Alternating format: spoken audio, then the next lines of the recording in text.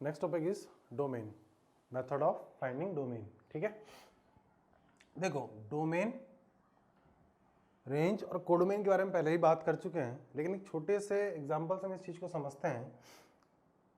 देखो अगर कोई फंक्शन हमें दिया हुआ है, function f such that a to b, तो मैंने पहले ही बताया था कि जो a हुआ यही क्या है, इसका डोमेन है, और b जो है वो b क्या है, इसका कोडोमेन है। ऐसी बात की थी हमने। ठीक है, और इस कोडोमेन के अंदर से निकल के क्या आएगा, हमारे लिए रेंज आएगा कोडोमेन से निकल के। ठीक है, तो सपोज मान लो एक फंक्शन इस तरीके का है कि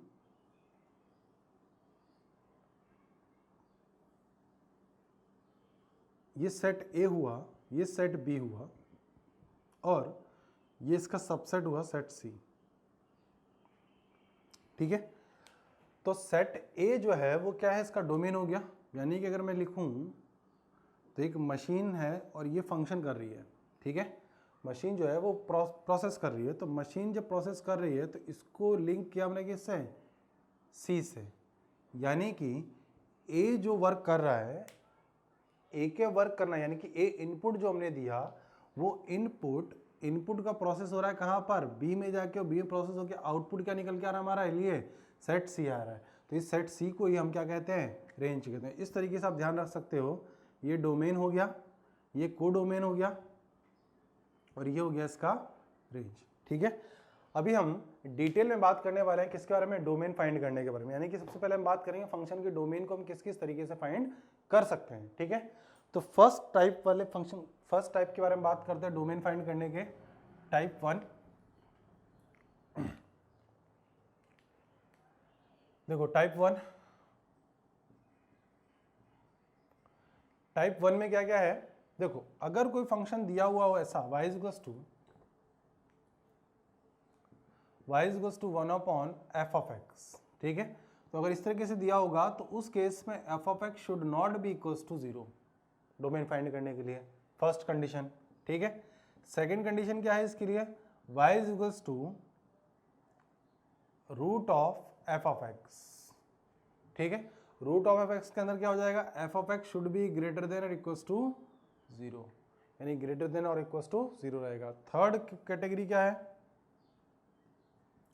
थर्ड कंडीशन ध्यान रखनी है, y is equals to 1 upon under root of f of x। तो इस केस में क्या हो जाएगा, f of x is greater than 0।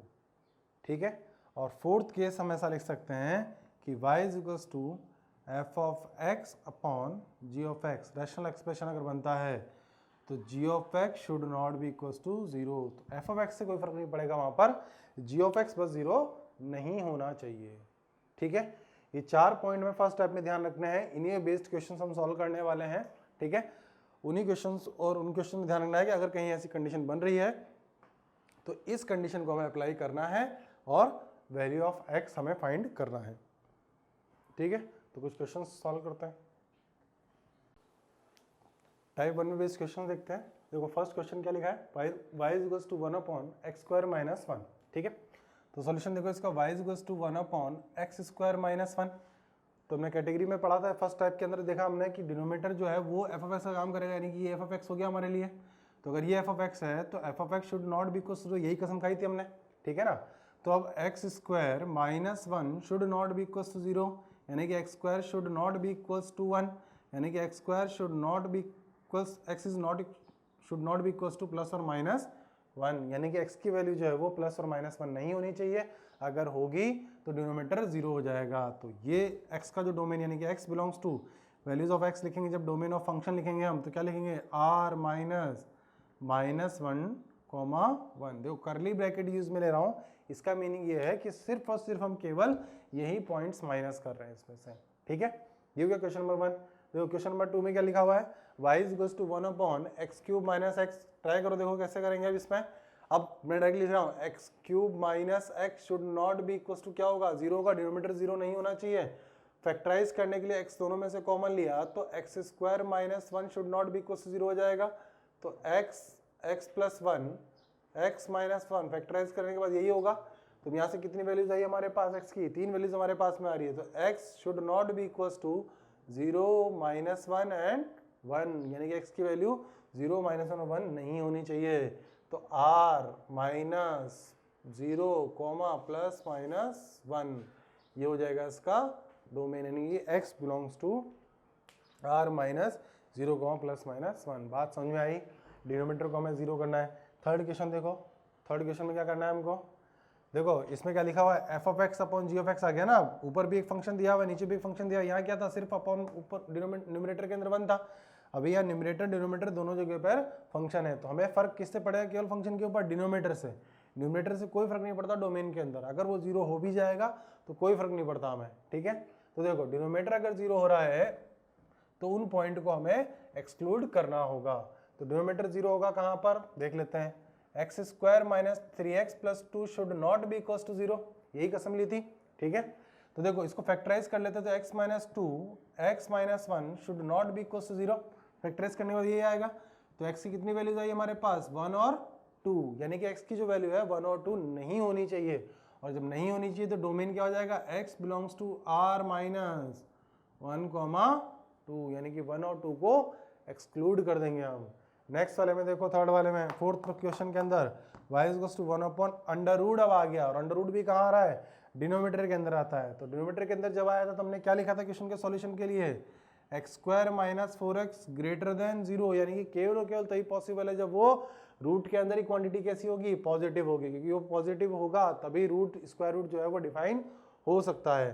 तो x² - 4x > 0 है, तो देखो x -4 > 0, यानी कि देखो इनइक्वालिटी सॉल्व करना सीखा था हमने, कैसे सॉल्व करते हैं इसको। 2 पॉइंट हमारे पास में आएंगे, फर्स्ट पॉइंट क्या हुआ 0, दूसरा पॉइंट क्या हो जाएगा 4, ठीक है। उसके बाद राइट हैंड साइड से प्लस माइनस और प्लस साइन हमें अप्लाई करना है, ठीक है। अब ग्रेटर देन मतलब क्या, ग्रेटर देन 0 मतलब क्या, पॉजिटिव, तो पॉजिटिव साइन मैंने कहाँ अप्लाई किया, ये पॉजिटिव साइन हुआ, तो क्या हो जाएगा -∞ to 0, इंक्लूड नहीं होगा, union 4 to ∞, x belongs to, ये हो जाएगा, ठीक है। नेक्स्ट क्वेश्चन देखते हैं, y = 1/x² + 1, यानी कि देखो डिनोमिनेटर जो है उसमें फंक्शन x² + 1, ये x² + 1 कैसा होना चाहिए, 0 नहीं होना चाहिए। और x² + 1 किसी रियल वैल्यू के लिए 0 होगा क्या, देखो अगर मैं इसको ऐसा लिखता हूं तो x² = -1 आ जाएगा, तो x क्या आएगा, प्लस माइनस x कितना हो जाएगा, आयोटा बन जाएगा, यही बनेगा कि नहीं बनेगा आयोटा, ठीक है ना, क्योंकि इमेजिनरी पार्ट हो गया ना, क्या चला जाएगा, प्लस और माइनस √ऑफ आयोटा में चला जाएगा, √(-1) में चला जाएगा, ठीक है। यानी कि हम जो बात करने वाले हो केवल किसके बारे में बात कर रहे हैं, रियल नंबर्स के बारे में बात कर रहे हैं। जब रियल नंबर्स के बारे में बात कर रहे हैं तो किसी भी रियल वैल्यू के लिए डिनोमिनेटर जो है वो 0 नहीं होता है। इसको इस तरीके से समझ सकते हैं हम कि भाई x² + 1 है, और x² + 1 अगर हमने लिया तो देखो ये जो रहेगा ऑलवेज कैसा रहेगा, पॉजिटिव रहेगा, ये ऑलवेज पॉजिटिव है, तो पॉजिटिव क्वांटिटी में क्या कर रहे हैं हम, पॉजिटिव क्वांटिटी, x² + 1 यानी कि पॉजिटिव प्लस पॉजिटिव क्या रहेगा ऑलवेज, यानी कि पूरा पॉजिटिव हो गया ना, यानी कि किसी भी वैल्यू के लिए ये ऑलवेज क्या रहने वाला है, पॉजिटिव ही रहने वाला है, 0 तो कभी होगा ही नहीं। और जब ये 0 नहीं होगा तो मैं बोल सकता हूं कि भाई इसका डोमेन x बिलोंग्स टू क्या हो जाएगा, r, कोई रेस्ट्रिक्शन अप्लाई नहीं हुआ, यानी कोई ऐसा पॉइंट ही नहीं है जहाँ पे फंक्शन अनडिफाइन हो, किसी रियल वैल्यू के लिए फंक्शन अनडिफाइन ही नहीं होगा, ठीक है। ऐसे ही थर्ड वाले में देखो, नेक्स्ट वाले में देखो 1/x² + 3x + 5, ये फंक्शन फैक्टराइज होगा क्या, फैक्टराइज अगर होता है अच्छी बात है, नहीं होता है तो डिस्क्रिमिनेंट चेक करो इसका। डिस्क्रिमिनेंट अगर हम चेक करेंगे तो देखो b² - 4ac होता है डिस्क्रिमिनेंट, तो b की वैल्यू कितनी होगी 3, 9 - 4 × 5 यानी कि 9 - 20, डिस्क्रिमिनेंट कैसा हुआ, <0। देखो क्वाड्रेटिक जब मैंने बताए थे ग्राफ, उस टाइम पे मैंने बोला था कि डोमेन फाइंड करने के लिए डिस्क्रिमिनेंट का रोल बहुत इंपॉर्टेंट होगा, और डिस्क्रिमिनेंट <0 जो है वो एक इंपॉर्टेंट क्वेश्चन की फॉर्म में हमारे सामने आएगा। देखो डिस्क्रिमिनेंट <0 हुआ तो डिस्क्रिमिनेंट <0 के 2 केस पढ़े थे हमने। अब 2 केस कब पढ़े थे, जब एक बार तो a > 0 यानी कि लीडिंग कोएफिशिएंट > 0 था, और दूसरा केस कब पढ़ा था जब लीडिंग कोएफिशिएंट नेगेटिव था। तो यहाँ देखो क्या है, लीडिंग कोएफिशिएंट कैसा है, पॉजिटिव है। लीडिंग कोएफिशिएंट पॉजिटिव यानी कि a की वैल्यू अगर पॉजिटिव है और डिस्क्रिमिनेंट < 0 है, तो क्या ये बताया था कि कर्व जो रहेगा ऑलवेज ऊपर की तरफ रहेगा, ना तो वो x को टच करने आएगा और ना ही वो इसको इंटरसेक्ट करेगा। और जब टच और इंटरसेक्ट दोनों ही नहीं करने वाला है, यानी कि ना तो इंटरसेक्ट करेगा ना ही टच करेगा, इसका मतलब क्या हुआ, वो जीरो होगा ही नहीं, और जब वो जीरो होगा ही नहीं तो वो जो डिनोमिनेटर है वो अनडिफाइन होगा ही नहीं, डिनोमिनेटर जो है वो जीरो होगा ही नहीं, और डिनोमिनेटर का जीरो नहीं हुआ तो फंक्शन अनडिफाइन ही नहीं, और फंक्शन अनडिफाइन नहीं हुआ तो किसी पॉइंट की ओर फंक्शन अनडिफाइन ना होने का मतलब ये हुआ उसका डोमेन आर ही रहेगा। तो मैं ये कमेंट कर दूं यहाँ पर भी कि डोमेन यानी कि x बिलोंग्स टू क्या हो जाएगा, इसका भी r हो जाएगा, क्योंकि d लेस देन 0 है और a जो है वो कैसा है, पॉजिटिव है। समझ में की बात? ठीक है, नेक्स्ट क्वेश्चन में देखो क्या दिखाई दे रहा है नेक्स्ट क्वेश्चन के अंदर। अब नेक्स्ट क्वेश्चन में हमें दिखाई दे रहा है डिनोमिनेटर के अंदर रूट वाला फंक्शन दिया हुआ है और रूट के अंदर एक क्वाड्रेटिक दी हुई है। तो भाई रूट के लिए हमने क्या कंडीशन ली थी, हमने कंडीशन ली थी कि x² minus 3x plus 2 greater than 0, ये ग्रेटर देन 0 होना चाहिए, और ग्रेटर देन 0 होना चाहिए तो x माइनस 2 फैक्टराइज कर लेते हैं इसको, x minus 1 greater than 0 factorise करने में दिया आएगा। उसके बाद 2 पॉइंट हमारे पास आ रहे हैं, दोनों को नंबर लाइन प्लॉट किया, प्लस माइनस प्लस, ऐसे सॉल्व करते थे क्वाड्रेटिक इनइक्वालिटीज को। देखो प्लस माइनस प्लस यहाँ अप्लाई किया हमने, ग्रेटर देन 0 है तो ग्रेटर देन 0 का मतलब क्या हुआ, पॉजिटिव, पॉजिटिव साइन कहाँ अप्लाई कर रहे हैं हम, ये वाला पोर्शन और ये वाला पोर्शन कैसा है, पॉजिटिव है। तो सॉल्यूशन क्या लिखूंगा मैं, x belongs to minus infinity to 1 union 2 to infinity, या फिर x belongs to r minus 1 to 2, यानी कि 1 से लेकर 2 के बीच की वैल्यूज को एक्सक्लूड कर दो तो डोमेन हमारे पास में आ जाएगा। ठीक है, समझे की बात, यानी कि 1 से 2 की बीच की वैल्यूज के लिए फंक्शन क्या हो सकता है, ये नेगेटिव हो सकता है, और नेगेटिव हो सकता है और रूट के अंदर 0 हो सकता है। तो वो सारे पॉइंट हमने इसमें से एक्सक्लूड कर दिए। ठीक है, नेक्स्ट क्वेश्चन पे आते हैं हम। नेक्स्ट क्वेश्चन में देखो क्या दिया हुआ है, ओनली रूट दिया हुआ है, अपॉन में तो है नहीं, और अपॉन में नहीं है तो रूट है, तो क्या हुआ इसके लिए, x² minus 4x plus 3 is greater than equal to 0, यानी कि रूट के अंदर वाला जो पार्ट रहता है वो कैसा हो जाएगा, ग्रेटर देन और 0 हो जाएगा। ग्रेटर देन 0 यानी कि फैक्टराइज कर लेते हैं, तो x माइनस 3 और x माइनस 1, 2 पॉइंट हमारे पास में है यहाँ पे, 1 3 प्लस माइनस और प्लस। उसके बाद क्या करना है हमें, देखो ग्रेट इक्वल टू साइन आता है तो हम यहाँ पे मार्क कर लेते हैं ताकि हमें ध्यान रहे कि इन पॉइंट को हमें इंक्लूड करना है। ठीक है, ग्रेटर देन इक्वल टू 0 यानी कि पॉजिटिव वाला पार्ट ये हो गया। तो x बिलोंग्स टू जब मैं लिखूंगा सॉल्यूशन तो x बिलोंग्स टू कितना हो जाएगा, minus infinity to 1 union 3 to infinity, यही सीखा था हमने। ठीक है, नेक्स्ट सम में अगर हम देखें तो क्या दिखाई दे रहा है, यहाँ 1 दिखाई दे रहा है, 1 कांस्टेंट क्वांटिटी है, उससे कोई डोमेन में कोई फर्क नहीं पड़ेगा। ये एक रूट में क्वांटिटी हमें जरूर दिखाई दे रही है, इसका डोमेन हमें आइडेंटिफाई करने के लिए क्या करना पड़ेगा, इस रूट वाली क्वांटिटी का फंक्शन डिफाइन करना होगा हमको। ठीक है, यानी कि 1 minus x square greater than equal to क्या होना चाहिए, 0 होना चाहिए, क्योंकि न्यूमरेटर में रूट वाली कंडीशन रहेगी तो उसको ग्रेटर देन इक्वल टू 0 से हमें चेक करना है। ठीक है, अब क्योंकि देखो वेरिएबल पार्ट नेगेटिव हो रहा है तो उसको पॉजिटिव बनाएंगे, माइनस मल्टीप्लाई करेंगे बोथ साइड तो ये क्या हो जाएगा, इनइक्वालिटी चेंज हो जाएगी। ठीक है, फैक्टराइज करते हैं इसको, तो x minus 1 x plus 1 less than equal to 0, 2 point हमारे पास में आए, माइनस 1 और प्लस 1, प्लस माइनस और प्लस, ऑल्टरनेट साइन अप्लाई करते हैं राइट हैंड साइड से। देन उसके बाद सॉल्यूशन कैसा रिक्वायर्ड है हमें, ग्रेटर लेस देन और इक्वल्स टू होता है, तो जो पॉइंट आते हैं उन पॉइंट को हम डार्क कर लेते हैं ताकि ध्यान रहे इसे हमें इंक्लूड करना है। लेस देन 0 यानी कि कौन सा पार्ट आ जाएगा, नेगेटिव वाला पार्ट, तो x बिलोंग्स टू क्या लिखूंगा मैं, x belongs to minus 1 to 1। समझ में की बात, यानी कि ये क्या हो जाएगा इस फंक्शन का डोमेन, यानी कि इसी के बीच में ये फंक्शन डिफाइन हो सकता है। ठीक है, नेक्स्ट देखो, नेक्स्ट क्वेश्चन सॉल्व करने से पहले एक नोट डाल के लिख लो कि जब फंक्शंस मल्टीपल फंक्शंस रहे, यानी कि किसी क्वेश्चन के अंदर मल्टीपल फंक्शंस रहेंगे, जैसे अगर हम नेक्स्ट क्वेश्चन के अंदर देखें तो ये एक फंक्शन है, दूसरा फंक्शन ये दिया हुआ है, तीसरा फंक्शन ये दिया हुआ है। मल्टीपल फंक्शन जब है तो उनके डोमेन फाइंड करने के लिए उन सारे फंक्शंस के इंडिविजुअल डोमेन फाइंड कर लेने। सपोज मान लो कि एक y फंक्शन दिया हुआ है हमें f1x, दूसरा दिया है f2x और तीसरा दिया है हमें f3x, ऐसे करके मल्टीपल फंक्शंस हमें दिए हुए हैं। ठीक है, तो मान लो फंक्शन 1 का डोमेन df1 आया, ठीक है, सेकंड फंक्शन का डोमेन आया हमारे पास df2 और थर्ड फंक्शन का डोमेन आया df3 से आइडेंटिफाई किया मैंने। ठीक है, ऐसे करके डोमेन हमारे पास आते जा रहे हैं। ठीक है, तो इस पूरे फंक्शन का यानी कि इस y का जब मुझे डोमेन निकालना होगा तो मैं क्या करूंगा, इसको इंटरसेक्शन फाइंड करूंगा इनका। समझे नहीं बात, domain of f, domain of f is equal to domain of f1 intersection domain of f2 intersection domain of f3, यानी कि जितने फंक्शंस हमें दिए हुए हैं डिफरेंट फंक्शन, सबके इंडिविजुअली डोमेन फाइंड करना है और उन सबका इंटरसेक्शन हमें फाइंड कर लेना है। ठीक है, ध्यान रहेगी बात, ये नोट डाल के इसको लिख लेना, समझे। नेक्स्ट चलो क्वेश्चन पे आते हैं। क्वेश्चन में क्या लिखा हुआ है देखो, x minus one under root of x minus one, 2 into under root of 1 minus x और under root of x square plus 1। देखो फर्स्ट वाले का डोमेन निकालूंगा, यानी कि क्या होगा, x minus one should be greater than equal to 0। Second वाले के लिए क्या हो जाएगा, 1 माइनस एक्स, कॉन्स्टेंट जो क्वांटिटी लिखी है उससे कोई फर्क नहीं पड़ेगा, हमें रूट के अंदर जो भी लिखा हो उसी को लेना है बस। ठीक है, लेस देन इक्वल टू 1। और थर्ड वाले में क्या है, थर्ड वाला पार्ट हो गया हमारे लिए x square plus 1 should be greater than equal to 0। तीनों को सेपरेटली लिखा हमने। अब सेपरेटली डोमेन फाइंड करते हैं इनका। तो देखो x greater than equal to 1, ये क्या हो जाएगा, x is greater than equal to 1। Greater than equal to 1 का मतलब क्या होगा, x belongs to 1 to infinity close interval.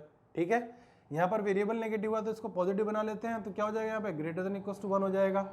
ठीक है, एक मिनट, यहाँ थोड़ा मिस्टेक लिख गया,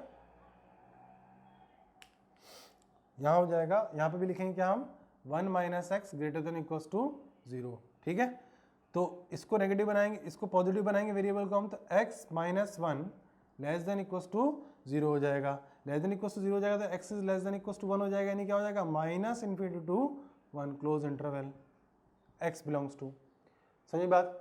थर्ड वाले केस में देखो x square plus 1 greater than 0, तो वही वाली बात आ गई, थोड़ी देर पहले ध्यान से देखा हो तुमने, तो क्या था कि भाई पॉजिटिव क्वांटिटी है, x square is always positive, x square always positive, यानी कि कोई भी रियल नंबर अगर हम इसमें पुट करते हैं तो ऑलवेज पॉजिटिव रहेगा।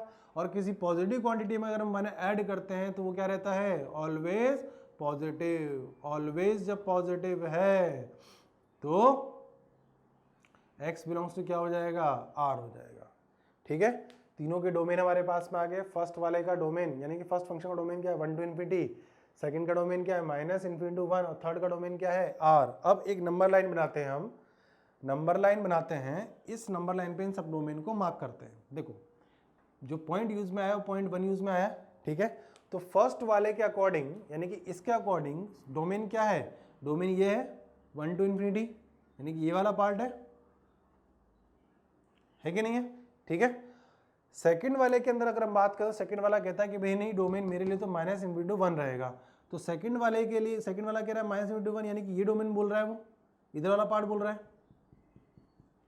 ठीक है, और थर्ड वाला कहता है कि नहीं भाई पूरा कंप्लीट रहेगा, यानी कि यहां से लेकर यहां तक का, यानी कि इन्फिनिटी माइनस इन्फिनिटी से लेकर इन्फिनिटी तक का पूरा डोमेन रहेगा। तो अब हमें करना क्या है कि भाई जो तीनों को सेटिस्फाई कर दे बात, यानी कि जो इसकी बात भी कंप्लीट कर दे, इसकी भी कंप्लीट कर दे और इसकी भी बात को कंप्लीट कर दे, वही तो इंटरसेक्शन हुआ ना। इंटरसेक्शन मतलब क्या, तीनों में जो कॉमन रहे, यानी कि जो तीनों की बात को फुलफिल कर दे, तीनों की कंडीशन को फुलफिल कर दे। और तीनों की कंडीशन को फुलफिल करने वाली बात क्या है कि भाई जिसके पास ये भी हो, ये भी हो और ये भी हो, तो ऐसा केवल एक ही पॉइंट है जो इन तीनों की बात को मान लेता है, वो कौन है, 1। यानी कि पॉइंट 1 ही ऐसी चीज जगह है जहां पर तीनों आके मीट कर जाते हैं। और तीनों आके मीट करें यानी क्या हो गया, ये जो 1 है, ये 1 ही इस फंक्शन का ओनली डोमेन रह जाएगा। ठीक है, तो domain of function, domain of f belongs to r, यानी कि इस फंक्शन के अंदर केवल और केवल एक ही पॉइंट पुट कर सकता हूं और वो पॉइंट क्या है, 1। ठीक है, क्रॉस चेक भी आप करना चाहो तो कर सकते हो। भाई किसी के मन में लग रहा हो कि नहीं नहीं बात डोमेन इज इक्वल्स टू 1, किसी के मन में लग रहा नहीं भाई बात तो और भी हो सकती है, तो देखो पुट करके देख लो, 0 ले लो, सपोज पिक करो 0, ये नेगेटिव हो जाएगा रूट में। समझ रही बात, ये डिफाइन हो जाएगा, ये डिफाइन हो जाएगा। लेकिन अगर हम नेगेटिव पॉइंट पुट कर लेते हैं, -1 पुट करके चेक कर लेते हैं, तो -1 यहाँ पुट करूँ तो क्या हो जाएगा, ये नेगेटिव हो जाएगा, ये पॉजिटिव और ये पॉजिटिव। ठीक है, चाहो 1 पुट करो तो 1 पुट करने पे क्या हो जाएगा, ये 0 हो जाएगा, ये 0 हो रहा है और ये डिफाइन हो, देखो y = 1 ही हमारा डोमेन आया। ठीक है, समझा की बात।